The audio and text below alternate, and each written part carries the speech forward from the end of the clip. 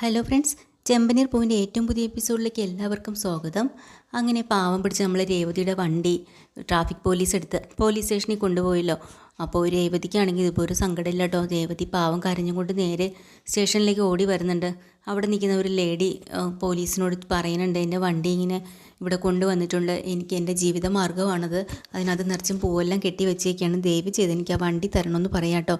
അപ്പോൾ പോലീസ് അവർ പറയുന്നുണ്ട്, അതെ, നിങ്ങൾ പറഞ്ഞ ഉടനെ വണ്ടി എടുത്ത് തരാനൊന്നും പറ്റത്തില്ല. നോ പാർക്കിങ്ങിൽ വണ്ടി കൊണ്ട് പാർക്ക് ചെയ്ത് കഴിഞ്ഞാൽ പോലീസ് എടുത്തുകൊണ്ട് വരുമെന്ന് എനിക്ക് അറിയില്ലേ. അതുകൊണ്ട് ഇനിയിപ്പം ഞങ്ങളല്ലല്ലോ അത് പിടിച്ചെടുത്തത്, ട്രാഫിക് പോലീസല്ലേ. അദ്ദേഹം വന്ന് കാര്യങ്ങളൊക്കെ നോക്കിയും കണ്ടും കഴിഞ്ഞതിന് ശേഷം ഫൈൻ അടച്ചിട്ട് വണ്ടി തിരികെ കൊണ്ടുപോകാം, അതുവരെ വെയിറ്റ് ചെയ്തേ പറ്റത്തുള്ളൂ എന്ന് പറയാട്ടോ. അയ്യോ, ആ സമയം വരെ എങ്ങനെയാണ് ഇവിടെ ഇരിക്കുക, വണ്ടി കിട്ടാണ്ട് ആകെ വിഷമിച്ചിരിക്കാട്ടോ രേവതി. ഈ സമയത്താണ് നമ്മുടെ പോലീസ് സ്റ്റേഷനിലേക്ക് നീരജയും കൊണ്ട് വരുന്നത് കേട്ടോ. അപ്പോൾ നീലിമയും കൊണ്ട് വരുന്നത്. അപ്പോൾ നീലിമയും ശ്രുതിയും കൂടെ അങ്ങോട്ട് വരുന്നുണ്ട്. പോലീസ് എന്നിട്ട് അകത്തേക്ക് സംസാരിച്ചുകൊണ്ട് നിൽക്കുമ്പോൾ പറയുന്നുണ്ട്, നിങ്ങൾ ഇവിടെ നിന്ന് സംസാരിക്കേണ്ട കാര്യമില്ല, അകത്ത് നിന്ന് സംസാരിക്കാം. അപ്പോൾ ശ്രുതിക്ക് വീണ്ടും സംശയം. അങ്ങനെ ശ്രുതിയെ മാറ്റി നിർത്തിയിട്ട് ചോദിക്കുന്നുണ്ട്, ശ്രുതി, പൈസ കിട്ടുന്ന ഉറപ്പാണോ? പൈസ കിട്ടും ശ്രുതി, ഉറപ്പാണ്, അല്ലെങ്കിൽ നമ്മൾ അവളെ വിടില്ല, അത്രേ ഉള്ളൂ, വാ നീ അകത്തേക്ക് വാ എന്നും പറഞ്ഞ് വിളിച്ചുകൊണ്ട് പോകുന്നുണ്ട് കേട്ടോ. അപ്പോൾ നമ്മുടെ രേവതിക്ക് അവസാനം ഇതിന്ന് എങ്ങനെ ഒരു സങ്കടം മാറാനായിട്ട് സച്ചി ഒന്ന് വിളിച്ചാലോ, കാര്യം പറഞ്ഞാലോ എന്നും പറഞ്ഞ് പേഴ്സിൽ നിന്ന് ഫോൺ എടുക്കാം കേട്ടോ. അപ്പോൾ തന്നെ സച്ചി തിരിച്ച് വിളിക്കുകയാണ്. അപ്പോൾ സച്ചിയോട് പറയുന്നുണ്ട് കാര്യങ്ങളെല്ലാം, ഇങ്ങനെ സംഭവിച്ചു പോയി എന്നൊക്കെ. സച്ചി വീട്ടിൽ ഉണ്ണാൻ വരാൻ വേണ്ടിയിട്ട് വരായിരുന്നു, ഇപ്പോൾ രേവതി വീട്ടിലുണ്ടെങ്കിൽ വീട്ടിൽ വന്ന് കഴിച്ചിട്ട് പോവാമല്ലോ എന്നും പറഞ്ഞാണ് വിളിക്കുന്നത്. രേവതിയുടെ സങ്കടവും കരച്ചിലൊക്കെ കാരണം സച്ചി ചോദിക്കുന്നുണ്ട് എന്താ കാര്യമെന്ന്. അപ്പോഴാണ് സച്ചിയോട് കാര്യങ്ങളെല്ലാം തുറന്ന് പറയുന്നത് കേട്ടോ. സച്ചി ആദ്യം ഒന്നും ദേഷ്യപ്പെടുക ചെയ്യുന്നത്, ചൂടനാണല്ലോ, നീ എന്തിനാ ഇങ്ങനെയൊക്കെ ചെയ്തത്, നോ പാർക്കിങ്ങിൽ വണ്ടി കൊണ്ട് വയ്ക്കാൻ പാടുണ്ടോ, നിനക്കെന്താ അറിയില്ലേ, പോലീസ് എടുത്തിട്ട് പോകുന്ന അറിഞ്ഞൂടെ എന്നൊക്കെ പറയാം. ഇനിയിപ്പം അവിടെ പോയി പെറ്റി അടയ്ക്കണ്ടേ, ഫൈൻ അടയ്ക്കണ്ടേ, നല്ല തെരുവുള്ള വണ്ടി എന്നെല്ലാം പറയാം. അവസാനം രേവതിക്ക് ആകെ പേടിച്ച് പൊട്ടി കരയാൻ തുടങ്ങിട്ടോ. അപ്പോൾ സച്ചി പറഞ്ഞ്, കരയാതെ, നീ വിഷമിക്കാതെ, ഞാൻ അങ്ങോട്ട് വരാം. അങ്ങനെ നേരെ സച്ചി പോലീസ് സ്റ്റേഷനിലേക്ക് എത്തിയിട്ടുണ്ട് കേട്ടോ. അവിടെ വന്ന് കഴിയുമ്പോൾ ആദ്യം രേവതിനെ ഒന്ന് സമാധാനിപ്പിക്കുന്നത്. അപ്പോൾ അവിടെ നിന്ന് പോലീസുകാരനോട് വീണ്ടും പറയുന്നുണ്ട്, എങ്ങനെയെങ്കിലും ഇത് ശരിയാക്കി തരണം, വണ്ടി ഞങ്ങൾക്ക് തിരിച്ചു തരണം, അറിയാണ്ട് പറ്റിപ്പോയതെന്നൊക്കെ. പക്ഷേ ട്രാഫിക് പോലീസ് തന്നെ കേസെടുത്ത് കൊണ്ടുവന്ന കാര്യമായതുകൊണ്ട് അദ്ദേഹം വരാതെ പറ്റില്ല. എന്നിട്ടും അവർ പറഞ്ഞിട്ട് പേടിക്കേണ്ട ആവശ്യമൊന്നുമില്ല, ഫൈൻ അടിച്ചിട്ട് നിങ്ങൾ കൊണ്ടുപോകാം, അത്രയേ ഉള്ളൂ. അവിടെ നിന്ന് വേറൊരു പോലീസുകാരനാണെങ്കിൽ രേവതിയുടെ രീതികളും പെരുമാറ്റങ്ങളും ഒന്നും തീരെ പിടിക്കണില്ല കേട്ടോ. ശരി, അങ്ങനെ നിൽക്കുന്ന സമയത്ത് അകത്ത് നമ്മുടെ നീലിമ എല്ലാവരെയും ചോദ്യം ചെയ്യുന്ന സമയത്ത് നീലിമ പറയുന്നുണ്ട്, എന്നെ വിവാഹം കഴിക്കാമെന്ന് ശ്രുതി പറഞ്ഞിരുന്നു, അതിൻ്റെ ഫലമായിട്ടാണ് എനിക്ക് ഈ പൈസ തന്നത്, 27 ലക്ഷം രൂപ, അല്ലാതെ ഞാൻ അവൻ്റെ അടിച്ചു മാറ്റിയതൊന്നുമല്ല. അതും പോരാഞ്ഞിട്ട് എനിക്ക് തന്ന ഈ പൈസ തന്നതും പോരാഞ്ഞിട്ട് ഇപ്പോൾ പറയണ അവൻ്റെ പൈസയാണെന്ന് ഞാൻ ഒരിക്കലും സമ്മതിക്കില്ല. എന്നെ സ്നേഹിച്ച് എന്നെ വഞ്ചിക്കുക ചെയ്തത്, ഇത് എൻ്റെ കൂടെ നേരെ കാനഡയിലേക്ക് വന്നോളാം വിസ എടുത്ത് എന്നൊക്കെ പറഞ്ഞിട്ട് കൂടെ വന്നതുമില്ല, ഇപ്പോൾ വേറൊരു പെണ്ണിനെ കല്യാണം കഴിച്ച് താമസിക്കുകയും ചെയ്യുന്നു.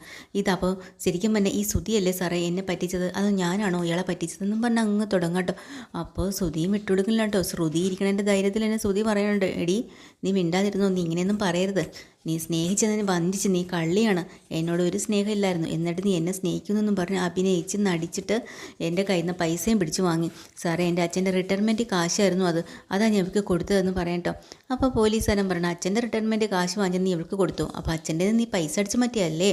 അയ്യോ അങ്ങനെയല്ല സാറേ, ഞാൻ എങ്ങനെയെങ്കിലും കാനഡയിലേക്ക് പോയി ഒന്ന് ജോലി ചെയ്ത് തിരിച്ച് അച്ഛൻ്റെ കടം വീട്ടണം, അതായിരുന്നു എൻ്റെ ആഗ്രഹം. അതുമല്ല, എൻ്റെ അച്ഛൻ പാവമാണ്, എൻ്റെ അച്ഛൻ കഷ്ടപ്പെട്ട പൈസയാണ്, എനിക്കത് തിരിച്ച് തന്നേ പറ്റുള്ളൂ എന്ന് പറയാം കേട്ടോ.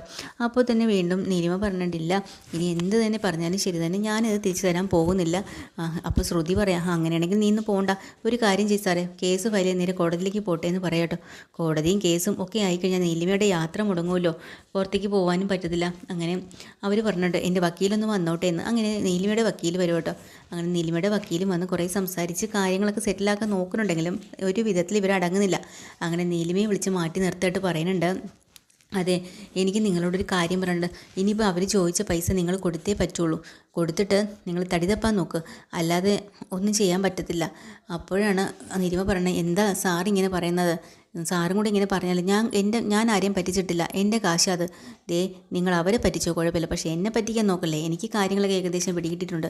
പിന്നെ ഒരു കാര്യം കൂടെ പറയാം, അവരിപ്പം കേസ് സ്ട്രോങ് ആയിട്ട് നിൽക്കുകയാണെങ്കിൽ ഇത് കേസാവും, കോടതിയാവും, നിങ്ങൾക്ക് തിരിച്ച് കാനഡയിലേക്ക് പോകാനും പറ്റില്ല, നിങ്ങളുടെ ആ പോക്കെല്ലാം മുടങ്ങും, അതിനേക്കാളും നല്ലത് അവർ പറയണ കൊടുത്ത് മിണ്ടാതെ പോകുന്നല്ലേ എന്ന് ചോദിക്കാം കേട്ടോ.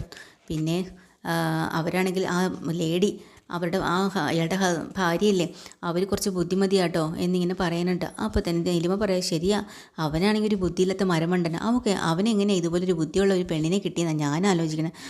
അതൊക്കെ പോട്ടെ, നിങ്ങൾ എത്രയും വേഗം പൈസ കൊടുത്ത് സെറ്റിലാവാൻ നോക്കുക, അല്ലെങ്കിൽ നിങ്ങൾക്ക് പോകാൻ പറ്റത്തില്ല എന്ന് പറയാട്ടോ. അങ്ങനെ നീലിമ രണ്ടും കൽപ്പിച്ച് ആലോചിച്ച് നിൽക്കുക. ഇനിയിപ്പോൾ എന്ത് ചെയ്യാൻ പറ്റും, പൈസ കൊടുത്തേ പറ്റുള്ളൂ ദൈവമേന്ന്. അങ്ങനെ ചെന്ന് പോലീസിനോട് ഒത്തുതീർപ്പാക്കട്ടെ ആക്കാൻ വേണ്ടി ഇരിക്കുകയാണ്. ഈ സമയത്ത് നമ്മുടെ പുറത്ത് സച്ചി കാത്തു നിൽക്കുന്ന ഒരു പോലീസുകാരൻ വരികയാണ്. അപ്പോൾ ആ പോലീസുകാരൻ പറയുന്നുണ്ട്, നിങ്ങൾ എന്തായാലും വിഷമിക്കേണ്ട കാര്യമില്ല, ട്രാഫിക് പോലീസ് വന്നു കഴിഞ്ഞാൽ നമുക്ക് പൈസ ഫൈൻ അടച്ചു കഴിഞ്ഞാൽ നിങ്ങൾക്ക് അപ്പം തന്നെ വണ്ടി എടുത്തുകൊണ്ട് പോവാം, പേടിക്കേണ്ട, അതുവരെ നിങ്ങൾ വെയിറ്റ് ചെയ്തേ പറ്റുള്ളൂ.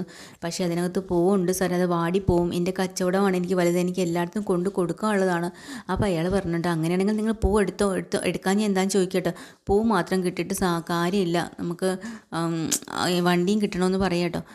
എന്നാൽ പിന്നെ നിങ്ങളവിടെ നിൽക്ക് എന്ന് പറഞ്ഞ് സമാധാനിപ്പിക്കുന്നുണ്ട്. അപ്പോൾ സച്ചി പറഞ്ഞിട്ടുണ്ട്, രേവതി നീയേ ഇനിയിപ്പോൾ വണ്ടിക്കത്തുനിന്ന് ഒരു സാധനം എടുക്കരുത്, നേരത്തെ ആണെങ്കിൽ എടുക്കാമായിരുന്നു, ഇപ്പോൾ പോലീസ് പിടിച്ച് ഇവിടെ കൊണ്ട് നിർത്തി ഇത്രയൊക്കെ ആയ സ്ഥിതിക്ക് ഇനി അതിൽ നിന്ന് പോയി എടുത്താലേ അത് വേറൊരു കേസാവും, അതുകൊണ്ട് നീ ഒന്നും ചെയ്യാൻ പോവല്ലേ കേട്ടോ എന്നിങ്ങനെ സമാധാനപ്പെടുത്തണം. അപ്പോൾ ഈ സമയത്ത് വീണ്ടും നമ്മുടെ നീലിമ അവിടെ നിന്നുകൊണ്ട് പൈസ കൊടുക്കാൻ എനിക്ക് താല്പര്യമില്ലെന്ന് തന്നെ പറയണം കേട്ടോ. അപ്പോൾ പോലീസ് പറയുന്നുണ്ട്, ശരി എന്നാൽ പിന്നെ ഒരു കാര്യം ചെയ്യാം, നമുക്ക് കോടതിയിലേക്ക് വിടാമെന്ന് പറയാം. അപ്പോൾ ശ്രുതിയും സമ്മതിക്കുന്നുണ്ട്, എന്നാൽ അങ്ങനെ തന്നെ ചെയ്യാം, എന്തായാലും പൈസ നിൻ്റെ കയ്യിൽ നിന്ന് ഞാൻ വാങ്ങിച്ചിട്ടേ അടങ്ങത്തുള്ളൂ എന്ന് പറയാം കേട്ടോ. അവസാനത്തെ നിമിഷം വക്കീലിൻ്റെ ഒറ്റ നിർബന്ധപ്രകാരം അവരത് സമ്മതിക്കുകയാണ് കേട്ടോ. ശരി ഞാൻ തരാം നിങ്ങളുടെ പൈസ. അങ്ങനെ ഓരോ പേപ്പറിലും ഒക്കെ പോലീസിൻ്റെ മുമ്പിൽ വെച്ച് ഒപ്പിടേണ്ട ഒരു ആവശ്യം വരും കേട്ടോ. അങ്ങനെ പരസ്പരം ഒപ്പൊക്കെ ഇടണം. അപ്പോൾ പെട്ടെന്ന് പേപ്പർ കിട്ടിയിടണം. നമ്മൾ ശ്രുതി ചാടി കയറി അങ്ങ് ഒപ്പിടാൻ പോകുമ്പോൾ ശ്രുതി പറഞ്ഞിട്ട് നിൽക്കി ഇപ്പോഴൊന്നും നീ ഒപ്പിടല്ലേ, അത് ഫുള്ള് വായിച്ച് നോക്ക് എന്നും പറഞ്ഞിട്ട് വായിച്ച് നോക്കി. അതുമാത്രമല്ല പൈസ നിൻ്റെ അക്കൗണ്ടിലേക്ക് വന്നോ ഇല്ലല്ലോ, അതും കൂടെ കഴിഞ്ഞിട്ട് മാത്രം നീ ഒപ്പിട്ടാൽ മതി എന്നവൻ തടസ്സപ്പെടുത്തുക കേട്ടോ കയ്യിൽ.